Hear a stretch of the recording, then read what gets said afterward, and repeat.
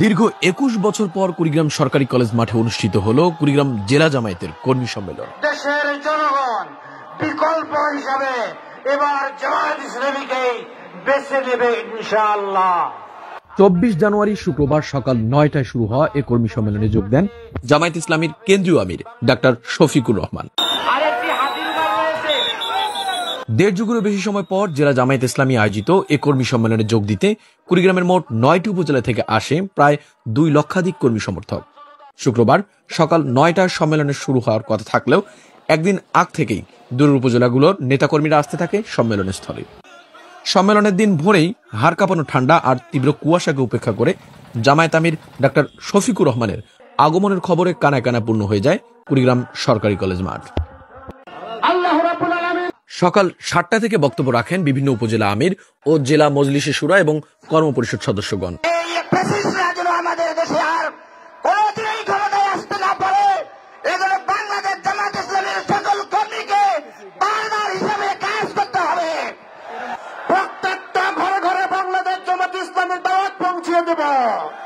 এদেশের এই কুড়িগ্রামের সংগঠনের গণভিত্তি রচনা করব ইনশাআল্লাহ।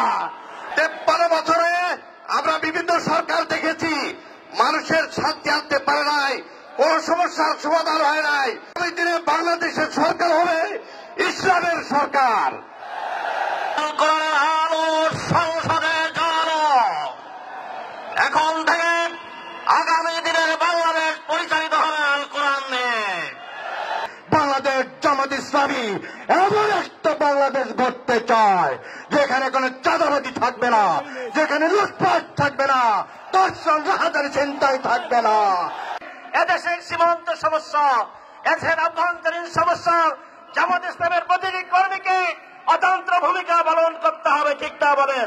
পরে বাংলার জমিনে আমরা মুক্তভাবে কথা বলার সুযোগ পেয়েছি, এই সুযোগকে আমাদের কাজে লাগিয়ে আগামী দিনের বাংলাদেশকে কোরআনের বাংলাদেশে তৈরি করতে হবে, পরিগণিত করতে হবে।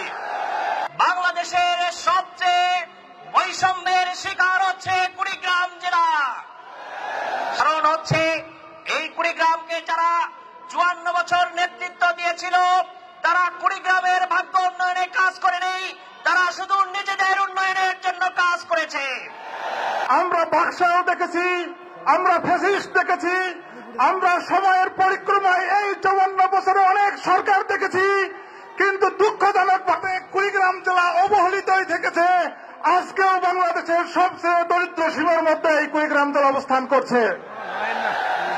ইসলামী সঙ্গীত পরিবেশন করেন ধরলা শিল্পী গোষ্ঠী ও কুড়িগ্রাম কালচারাল একাডেমির শিল্পীরা। বক্তব্য রাখেন বৈষম্য বিরোধী ছাত্র আন্দোলনের স্থানীয় ও কেন্দ্রীয় ২ নেতা। কুড়িগ্রামে প্রথমবারের মতো জামায়াত ইসলামীর কর্মী সম্মেলনে দেখা যায় হিন্দু ধর্মাবলম্বী নেতাকেও। বক্তব্য রাখেন তিনিও।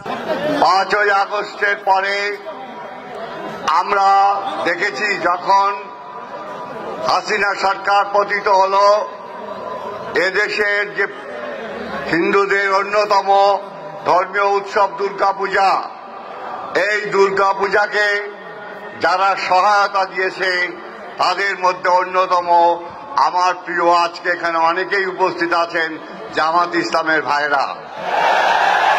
সম্মেলনে বাংলাদেশ ইসলামী ছাত্র শিবির কুড়িগ্রাম জেলা শাখার সভাপতি জনাব মুকুল হোসেন বলেন, স্লোগান করেছিলেন একটা একটা শিবির ধর, ধৈরা ধৈরা জমাই কর, একটা একটা শিবির ধর, সকাল বিকাল নাস্তা কর। ছাত্র শিবির এবং জামাত ইসলামকে কখনো এইরকম উগ্রবাদী স্লোগান শিক্ষা দেওয়া হয় না। তারা হচ্ছে আদর্শী সংগঠন, বরং তার স্লোগান দিতে চায় একটা একটা স্বৈরাচার ধর, ধৈরা ধৈরা বিচার কর, একটা একটা দালাল ধর, ধৈরা ধৈরা বিচার কর। এছাড়াও এ সময় বিশেষ অতিথি হিসেবে উপস্থিত থেকে বক্তব্য রাখেন কেন্দ্রীয় সহকারী সেক্রেটারি জেনারেল মাওলানা আব্দুল হালিম, কেন্দ্রীয় কর্মপরিষদ সদস্য অধ্যক্ষ মাওলানা মমতাজউদ্দিন, অধ্যাপক মাহবুবুর রহমান বেলাল। ২০০৭ সালের কুড়িগ্রামের সেই ফেলানিকে হত্যা করে ভারতীয় সীমান্ত রক্ষী বাহিনী টাটাতে ঝুলিয়ে দিয়েছে।